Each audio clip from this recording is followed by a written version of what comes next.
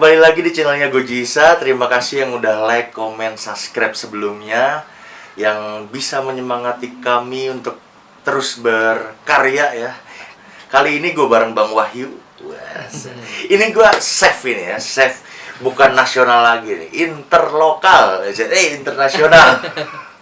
Internasional. Gue udah lama sebenarnya pengen ngobrol sama Bang Wahyu. Sering gue ketemu, cuman kesempatannya baru ini gitu kan ya. Terima kasih Bang udah mampir ke tempat gue Bang ya. Sama-sama Bang Goji. Nah, Sama. gue punya temen, gue pernah cerita sebelumnya tuh ke temen gue. Memang tidak di video. Punya temen yang jadi chef gitu. Bang Wahyu ini chef di luar negeri, bahkan beliau ini di Copenhagen. Copenhagen aja di mana? Gue belum tahu gitu. Nah ini jadi chef di Copenhagen. Sebenarnya lu gimana Bang cerita awalnya bisa ke luar negeri dan berkarir di situ? Oke ya. Awal-awalnya sih dari kan kuliah kan di Apindo, perhotelan gitu kan. Terus ya punya mimpi untuk kerja di hotel pastinya Bang gitu kan. Nah pas mimpi kerja di hotel tuh juga punya angan-angan juga kalau misalnya kerja di hotel.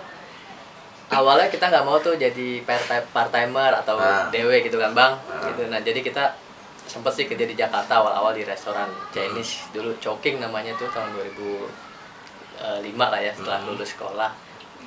2005 lulus kuliah? 2005 lulus kuliah gitu kan. Tua dong. Tua. Catat.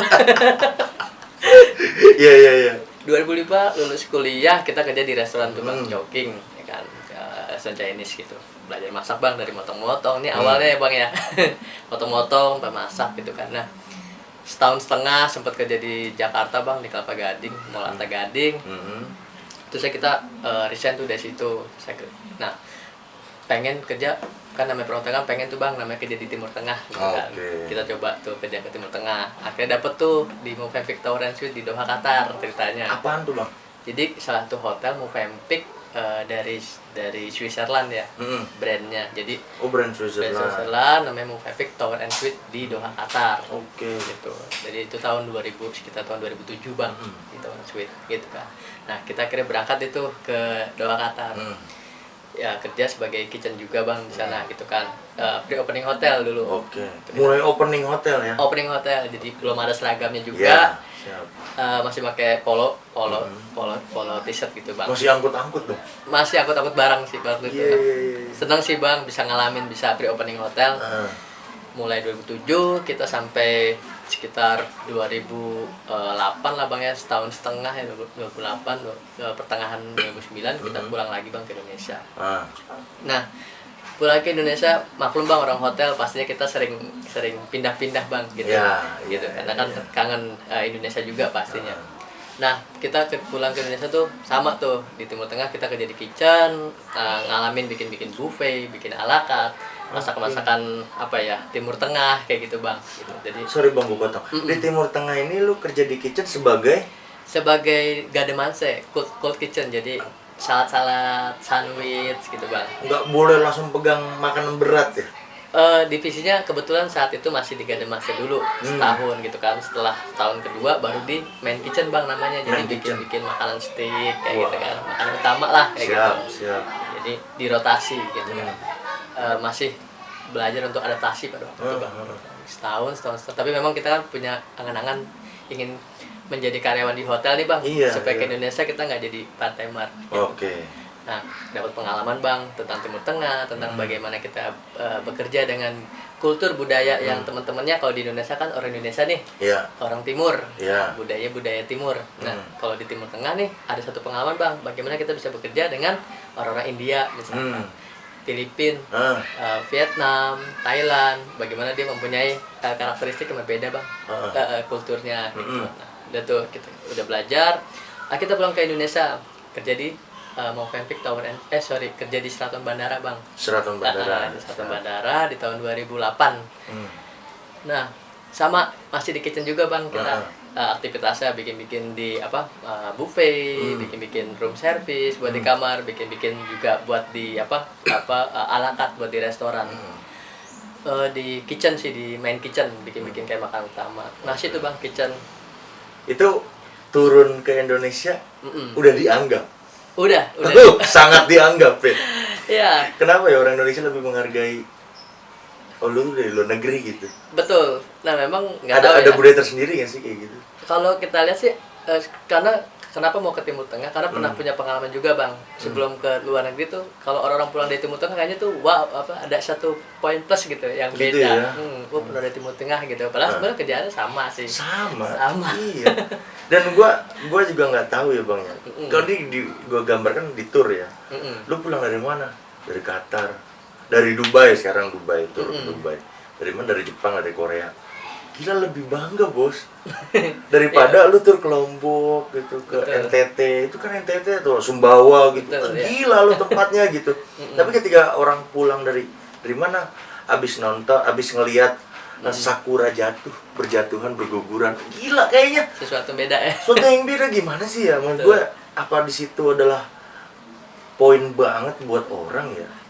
Iya, memang salah satu poin juga sih bang, khususnya memang kalau nggak tahu ya, gue waktu di sekolah perhotelan dulu Apindo bang, D3-nya kuliahnya, jadi nggak tahu tuh teorinya yang gue ikutin dari kakak kelas pada terdahulu nih bang, katanya kalau orang perhotelan itu yang pertama kita harus ke Timur Tengah dulu, gitu kan, di hotel di Timur Tengah, entah Dubai, Jeddah, gitu kan, Riyadh atau Qatar atau Kuwait misalkan. Nah, yang kedua kita harus ke kapal pesiar dulu nih bang, gitu kan kapal pesiar. Yang ketiga kapal pesiar itu kan kita ke Eropa bang, tetapi Eropa itu di atas laut gitu kan. Iya, di atas laut. Betul. Salah satunya juga memang kalau orang turun dari kapal tuh sama yang tadi bang Goji Iya, bilang. penghargaannya lebih bos. Lebih. Nah kita ya dulu tuh hanya teori gitu bang, bisa nggak perkara bisa apa enggak jalanin gitu, cuman nggak pernah janji sama teman-teman atau sahabat atau orang tua bilang bahwa gue tuh bakal bisa gitu, cuman dalam hati aja jalanin aja gitu kan. Nah udah gitu dapat tuh bang kerja di Straton bandara gitu kan. Nah berjalan setahun ya, ini salah satu orang hotel sih bang. Baik lagi kayak bang Goji, mungkin gue juga pasti punya angan-angan yang pengen kesampaian gitu bang. Ketika kerja di hotel juga di Sheraton udah enak sih, nggak jadi daily worker, nggak jadi part timer, tetapi udah dapat servis lah, udah lumayan gitu kan. Padahal pendapatannya sama kayak di Timur Tengah bang. Oh gitu. Ya, nah, akhirnya kita ngeplay tuh ke kapal pesiar bang Goji. Lu di Sheraton gak puas? Nggak puas. Bandel banget kan. Ngeplay lagi ke kapal. Lagi ke kapal pesiar gitu. Kapal pesiar jujur sih dulu tahun 2009 bang, kapal pesiar masih mahal ya, nggak tahu kalau sekarang gitu kan. Mahal apanya? Mahal biaya administrasinya bang. Oke, mau masuk, mau naik ya? Mau naik, misalkan contoh kayak biaya paspor dan lain-lain administrasi. Yang lebih mahal lagi, kita kan kalau ke kapal besar itu bang, ini nggak langsung kerja bang. Jadi sebulan dulu kita seperti kayak training dulu nih bang. Kan Costa itu kan kapal cruise Itali. Kita minimal harus tahu dulu nih. Bikin spaghetti yang bener gimana, bikin pasta yang bener gimana, bikin pizza yang bener otentik tuh seperti apa. Nah biaya sekolah masaknya itu bang yang sebulan yang mahal, gitu. Jadi punya cerita lucu sih bang Goji. Gimana bang? Jadi kalau nggak salah waktu itu bayarnya sekitar 25 juta bang Goji. 25 juta. Mau naik 25 ya? Iya tahun 2009. Alik. Sebenarnya 2009. Nah saya pikir saya waktu itu agennya ada meranti maksa saya bang. Nah meranti maksa saya itu saya nanya tuh, gue nanya ini ada keringanan nggak gitu kan. Ternyata ada keringanan dengan waktu itu IPK di atas 280 bisa, terus ya minta surat keterangan tidak mampu dari RT gitu kan. Pokoknya gimana caranya supaya bisa dapat beasiswa bang waktu itu dari kalau nggak salah Bank BII waktu itu. Oh gitu. Nah alhamdulillahnya kebetulan bapak RT bang. Oh gitu. Bener. Jadi minta surat keterangan tidak mampu gitu langsung kan. aja Tanda tangan gitu bang. Alhamdulillah dipotong sih bang sekitar 15 jutaan lah gitu. Jadi hampir 70%-nya bang gitu. Jadi ya mungkin ada jalannya juga kali. Akhirnya bisa lah bang kita bayar gitu kan untuk kapal pesiar gitu. Nah resign dari Sheraton Bandara langsung tuh dapat kerja di kapal pesiar ceritanya gitu bang Goji. Berapa tahun bang di pesiar? 2 tahun. 2 tahun. 2 kontrak ya. Sorry gue potong ya. Udah nikah belum? Pada waktu itu udah nikah sih bang. Nikah tahun? Nikah tahun 2006. Gila. Nikah 2006. 2009 lu mutusin buat kapal pesiar. kapal ya. Mm-mm. Apa yang lu pikirin bang ninggalin anak istri? Udah punya anak belum saat itu? Udah punya anak. Yang pertama ya? Mm-mm. SMP sekarang? Sekarang udah SMP ya. Gila. Enggak, apa yang di otak lu yang lu pikirin lu berani ninggalin anak istri sedangkan lu pulangnya tuh bakal lama gitu. Betul. Gila bos, buat para istri, para anak yang bapaknya bekerja di industri pariwisata, ya Allah gila perjuangannya buat lu juga, buat lu juga. Contohnya Bang Wahyu ya. Yang bener lu. Apa sebenarnya yang lu pikirin ketika lu tuh berani ninggalin keluarga ya, dalam hal ini anak dan istri gitu. Anak pertama lu bos, gila lu. Iya, iya. Iya, anak pertama kebetulan laki-laki Bang Ah. Goji. Jadinya memang mungkin kalau anak perempuan beda kali ya. Karena pasti lebih dekat sama bapaknya. Kalau laki kan ya sekalian ngelatih mandiri lah Bang Goji. Subhanallah, mantap. Gitu. Kontraknya tuh per 8 bulan berarti ya Iya. untuk ke kapal ya. 8 bulan per kontrak. Jadi setiap kontrak tuh 8 bulan, pas kita pulang itu 3 bulan cuti Bang Goji. Itu 3 bulan cuti di rumah. Ya, terus nanti 3 bulan dapat jadwal lagi berangkat lagi. No gitu. Nah, lu dari apa namanya hotel di Timur Tengah balik lagi ke Sheraton bandara, sekarang naik ke kapal. Setelah itu langsung ke Copenhagen. Dari kapal sempat pulang dulu Bang ke Indonesia gitu kan. Kerja di salah satu retail food industry. Gimana nih food industry-nya? Kok dibentuk retail gini gimana? Iya. Maksudnya di mall? Di mall. Oh di mall. Di mall. Jadi dia ada satu restoran Bang, namanya dulu Heavenly Blast. Itu kan tahun 2011. Heavenly Blast kan jual kayak yogurt es krim yogurt Bang. Mungkin ada kompetitornya dulu kayak Cimori, Iya, iya, kayak iya, iya. Mango. Nah pas gue datang sama ownernya bilang, gimana nih restoran kan ada 5 nih Bang Jakarta gitu kan, supaya dulu kan waktu 2011 kan dia buka 2009. Ini restorannya bagus tuh Bang, ceritanya gitu kan. Nah waktu itu konsepnya ngambil dari Amerika tuh, bagaimana es krim yogurt pada waktu itu. Jadi dari pesiar emang nggak langsung ya, nggak langsung ke apa Copenhagen ya, Nggak langsung, iya. kerja di retail dulu. Mm. Setelah di retail, lu kenapa bisa mutusin lagi buat keluar negeri itu bang? Kan lu udah deket sama keluarga. Betul Bang Oji. Jadi memang waktu di retail sebenarnya sih udah ini ya Bang, yang saya udah katakanlah udah nyaman lah ya kerja di Jakarta. Terus saya juga handle 5 restoran, muter-muter di Jakarta, dikasih fasilitas juga kendaraan waktu itu bisa muter-muter. Nggak tahu Bang, lagi enak-enak kerja, tiba-tiba ada temen dulu waktu di kuliahan sebangku Bang, dia punya om ceritanya Bang, punya om namanya Om Bomber Pasaribu Bang. Nah omnya itu ini Bang, jadi duta besar di Copenhagen. Oke. Copenhagen di Denmark ya bang? Di Denmark. Gue takut salah. Copenhagen itu ibu kotanya Denmark. Betul. Betul ya? Betul. Alhamdulillah. Betul Bang Oji. Pengetahuan Eropa gue lumayan dikit. Iya dong, harus travel. Iya, gue salut lah sama teman-teman yang berjuang di luar negaranya, di luar Indonesia, yang berani fight gitu kan. Apalagi di sini lu ninggalin keluarga bang. Gila. Suatu pembuktian lah menurut gua. Betul. Gitu. Terus lu ikut sama omnya ini. Ikut sama Om Bomar. Tadi lu semuanya di bidang makanan kitchen ya, di bidang kitchen ya. Iya, betul. Tapi kok akhir-akhir ini kalau gue panggil lu chef, lu nggak suka gitu sih? Gue panggilnya, halo chef Wahyu gitu nih, kalau nggak chat gitu, halo chef, siap chef gitu. Kayak nggak interest banget gitu. Beda sama temen-temen gue yang memang dia chef, dia masih masak, dia seneng dipanggil chef tuh, ada feedbacknya. Lu mah dipanggil chef Wahyu, diemin. Tapi kalau dipanggil Bang Wahyu, nyaut dia. Gue bingung tuh. Kenapa sih Bang lu? Ada. Iya, jadi memang sebenarnya sih senang-senang aja sih Bang dipanggil chef sama dipanggil apapun gitu kan. Jangan-jangan lu sekolah perhotelan atau kitchen lu nyasar ya? Gak sengaja ya. Lu SMA lu apa Bang? STM. STM. STM otomotif ya. STM otomotif jadi ke dapur. Sederhana deh Bang. Malu nggak lu laki masak? Waktu awal Iya enggak sih bang, karena kan Bener lu enggak ya? enggak sih, karena emang Lu megang otomotif bos, dari ke laki dapur ya. nggak malu? Enggak sih, enggak malu karena kan skill ya bang ya. Hmm. Jadi nggak malu sih. Jadi ada ceritanya sih bang Goji sih. Awalnya kenapa gua ngambil kitchen gitu kan. Jadi dulu pernah nanya sama waktu kuliah tuh sama orang yang udah pernah kerja di hotel.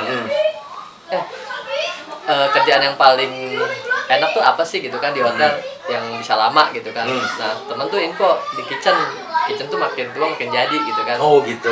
Iya emang makin tua makin pengalaman masaknya ya. Betul gitu. Jadi nah pas kita jalanin di kitchen, ternyata ya kitchen itu kayak gitulah bang. Maksudnya memang kitchen itu kan jarang perempuan. Oke. Nah kenapa jarang perempuan? Ternyata memang di kitchen itu ya itu kerjanya tuh ya nggak hanya masak aja tapi kecepatannya gitu kan. Ya kerja kerasnya juga gitu bang. Lari sana lari sini masak Ya, masak ya, sini ya, motong sini. Nah itu sih yang akhirnya punya punya mimpi gitu kalau bisa setelah dari kitchen mau ke depan gitu, bisa megang kitchen, bisa handle restoran juga gitu diningnya. Siap. Kayak gitu. Emang ya bang, gue pernah baca apapun yang biasanya dilakukan perempuan lalu dilakukan laki-laki itu lebih maksimal daripada perempuan sendiri. Begitupun apapun yang biasa dilakukan laki-laki begitu dilakukan perempuan itu lebih maksimal. Iya sih. Mungkin begitu ya. Jadi di kitchen nih kebanyakan SDM-nya, manpower-nya cowok ya. Iya. Kan kalau perempuan bisa kehitung sih bang Goji. Iya. Satu departemen misalkan di main kitchen paling perempuannya satu gitu kan. Gak ada mangsa satu. Mungkin kalau di pastry mungkin kalau dia bikin roti sama coklat agak lebih ringan kerjanya, jadi agak lebih banyak sih ceweknya kayak gitu. Nah terus balik lagi ke Copenhagen, akhirnya lu ikut ke Dubes itu. Dubes itu. Ikut Pak siapa? Pak Bobar Pasaribu. Bomar Pasaribu. Salam hormat Pak Bomar Pasaribu. Masih ada ya beliau ya? Masih ada alhamdulillah. Sehat ya Pak ya. Iya. Ingat Bang Wai ya Pak ya. Jadi lu di situ langsung ke kitchen. Di situ masuknya lebih ke kamu enggak bang? Kamu enggak? Kalau bahasa pemerintah sebutnya Kementerian Luar Negeri bang. Jadi kitchen tuh nggak ada sebutan, jadi kamu enggak tuh kepala rumah tangga. Oke. Duta Besar Republik Indonesia Kerajaan Denmark. Siap. Oh Denmark kerajaan ya? Kerajaan kerajaan. Denmark. Siap. Gitu, jadi sebutannya adalah kepala rumah tangga bang. Kepala rumah tangga. Kalau di kementerian, tapi kalau di swasta nyebutnya seperti kayak sejajar seperti kayak operational manager bang. Ya. Karena memang megang manajemennya juga gitu kan, manajemen menunya, manajemen kitchennya, manajemen pelayanannya juga, manajemen tentang cost controlnya, purchasingnya, ya ganti-ganti topi sih bang Goji gitu. Ganti-ganti topi. Jadi maksudnya apa istilah baru nih? jadi kalau kepala rumah tangga itu ibaratnya kayak multitask gitu bang Goji. Oke. Gitu. Jadi kita bisa juga jadi kayak chef. Ketika lagi ada acara kita bantu tim untuk membuat desain menu, rotasi menu breakfast, lunch, and dinnernya. Terus kalau ada diaspora ya kayak misalkan 17 Agustus, Tahun Baru, Lebaran, Idul Adha kan kita open house. Nah itu saya bisa jadi kepala rumah tangga gitu, hostnya di Kedutaan Republik Indonesia atau di Wisma Dutanya Pak Dubes kita sebutnya. Gitu. Jadi tapi lu sendiri masih masak di Denmark nih, masih masak? Hanya sedikit aja sih bang, kontrol aja. Oh berarti ada yang masak? Ada yang masak, ada gila. timnya mas nanti. Gila. Kontrol ke belakang. Rezeki banget bang. Lu langsung jadi kepala rumah tangga sama ya? Alhamdulillah sih. Iya makanya berarti kan lu controlling lah ya? Controlling bang. Karena kepala rumah tangga yang mengepalai apa yang dia ada di situ kan? Betul. Termasuk sampai housekeeping juga. Iya. Lu yang ngecek juga. Housekeeping, restoran, dining gitu kan. Jadi kalau ada acara nih, jamuan Duta Besar ASEAN misalkan kayak ada jamuan makan malam gitu bang, Duta Besar semuanya satu meja. Ya ketika dia masuk kita welcoming the guest gitu kan di depan itu. Nah ketika mereka masih tuh topinya masih sebagai frontliner, seragamnya gitu kan. Nah masuk ke restoran kita persilakan duduk, masih tuh jadi seperti kayak butler lah kayak gitu bang. Butler jadi butler apa sih bang?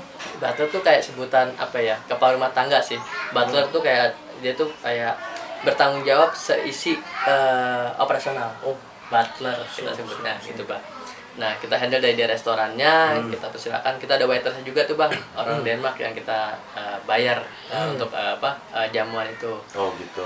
Ya, ketika mulai makanan mulai, baru saya ke belakang kontrol lagi tuh dari appetizer, soupnya, main course-nya, dessertnya, apakah sudah ready belum tuh, pastikan gitu kan. Platingnya gimana, garnishnya seperti apa. Nah, kontrol ke belakang, kita ready. Ketika udah siap meeting, baru jamuan makan malam. Nah, kita mulai service tuh bang. Gitu, appetizernya. Sih gak denger gini ya. Jadi gue tuh kalau denger kayak gini tuh, visualnya itu gue membayangkan kayak di MasterChef. Tapi beliau ini melaksanakan tugasnya seperti real daripada MasterChef. MasterChef kan kompetisi. Iya. Kalau lu kan udah bener-bener gila dari prosesnya, masaknya, lu kontrol. Tamu datang gitu kan ya, terus lagi menyiapkan makanan ke depan tamu. Wah gila, berapa tahun bang? 3 tahun bang Goji, 3 tahun. Gila. 3 tahun. Sorry ya. Berapa gajinya? Bang nggak apa-apa nih bang. Nggak apa-apa dong, biar tahu kalau kepala rumah tangga kedubes di Denmark berapa gajinya? Dapat itu sekitar kalau rupiah bang. Iya dirupiahkan. Sebulan 30 juta, 32. 32 bos, 32 juta. 32 Gila ya. Gila. Itu NMAX PCX satu bulan dah. Gila. Iya. Kamu nggak di ini. Gila. Tapi sekedar informasi. Gue yakin lu kalau ke Indonesia nggak dapet segitu gue. Nggak, menurut gue di retail nggak segitu dong. Iya, setengahnya lah. Kenapa lu pengen nyampein apa? Iya, jadi memang informasi sih mungkin buat teman-teman yang punya cita-cita sebagai kepala rumah tangga duta besar, memang sih challenge-nya nggak agak sedikit sih untuk dapat kesempatan bisa menjadi kepala rumah tangga, karena memang informasinya disebar di Kementerian Luar Negeri itu enggak kayak kita misalnya kerja kayak di swasta gitu, kayak di industri kan, di share di Jobstreet atau di Jobs.DB seperti itu, atau di Indeed seperti itu, atau di LinkedIn. Tapi kalau di Kementerian Luar Negeri itu jadi kayak misalkan kayak apa ya, orang dalamnya duta besar gitu kan, kerabat-kerabat terdekatnya duta besar gitu, seperti itu. Informasinya lebih secret ya. Betul. Karena ya jelas orang dipilih lah itu. Orang dipilih ya, dan nggak semuanya. Bener gila, beruntung banget ya gue punya temen yang jadi kepala rumah tangga di luar negeri loh, kedubes gila. Karena membayangkan itu apa ya, suatu yang menarik bang, pekerjaan kayak gitu bang. Betul sih. Bukan gue nanya angkanya, berarti gue tuh harus memacu orang lain. Oh lu dapat angka isi dompet tuh tebel gitu, angka yang besar, rupiahnya bukan sekedar itu gitu bang, tapi jam terbang, pengalaman yang kita bisa ambil dari setiap orang gitu. Betul. Gila ya, seru ya. Terus lu memutuskan kenapa bang lu putusin balik setelah 3 tahun? Iya, jadi memang salah satu mimpi yang terwujud sih bang, gitu kan, setelah Timur Tengah sudah dilalui, kapal pesiar juga Eropa, sampai Brazil, Amerika, udah muter-muter di Itali, gang-gangnya dan naik sepeda. Asik, gue demen banget. Ketemu kali sama Maldini bang. Ketemu sama ini ya, ketemu sama artis bang, artis bola. Suka mampir kan ke stadion. Wah sih mantap. Gitu. Aduh Itali, Juventus di Itali lah gitu. Kayak gitu, sampai kapal pesiar udah bang, gitu kan. Terus saya ya alhamdulillah punya mimpi juga sih bang, bagaimana orang Asia sih bisa kerja di Eropa tapi di darat gitu bang. Oke. Ya alhamdulillah kewujud dengan kerja di Copenhagen Denmark. Gitu kan, ngalamin salju gitu kan. Aduh, salju 3 tahun gitu kan, 3 musim lah bang. Iya. Walaupun norak sih di awalnya bang, ketika salju turun tuh subhanallah, Allahu Akbar gitu kan. Ada ya begini ya. Iya, nggak apa-apa kan orang bang ya. Iya, gitu. Iyalah. Karena emang baru ngalamin ya gitu. Karena selama ini lihat di TV doang kan bang. Kalau Christmas jadi ngalamin gitu. Saljunya juga kan Skandinavian bang, jadi agak tebal sih, bisa sepinggang gitu. Alik. Sepinggang. Lu tidur pakai apa bang untuk itu?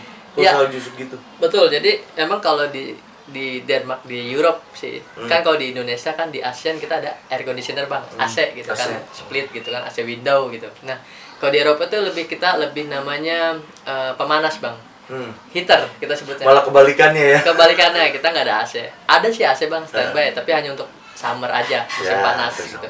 Nah kalau misalnya salju tuh kita pakai heater gitu bang. Jadi kalau heater tuh dibagi 2 tuh bang, kalau yang gua alamin gitu ya. Jadi ya satu tuh di di-connecting di dinding-dinding rumah, yang satu lagi portable. Bisa kita bawa ke ruang tamu, kita bisa kita colokin aja gitu. Nah, tangan kita taruh di atas heater gitu. Dingin sih, Bang. Cuman ya seru sih. Di sini butuh AC, di sana butuh pemanas. minus 19 derajat. Gila. Iya, lu gak ada bapaknya naik Bromo, naik Semeru ya. Minus 19, 20. Minus 19. Dingin. Wow. Dingin. Wow. Ya, terus lu apa yang bisa memacu lu untuk memutuskan gue pulang? Iya, yang pertama pulang tuh karena selesai tugas, Bang. Gitu kan, dari Pak Dubesnya sudah selesai tugas 3 tahun di Denmark, gitu kan. Betul. Kita pulang beserta Bapak Dubes, Ibu Dubes, dan kepala rumah tangga, Sekpri, sekretaris pribadi, sama tim housekeeping dan tim kitchennya tuh, Bang. Orang Indo semua. Sama drivernya, kita pulang semuanya. Nah, sebenarnya sih masih bisa, Bang, kita mau berangkat lagi, Bang.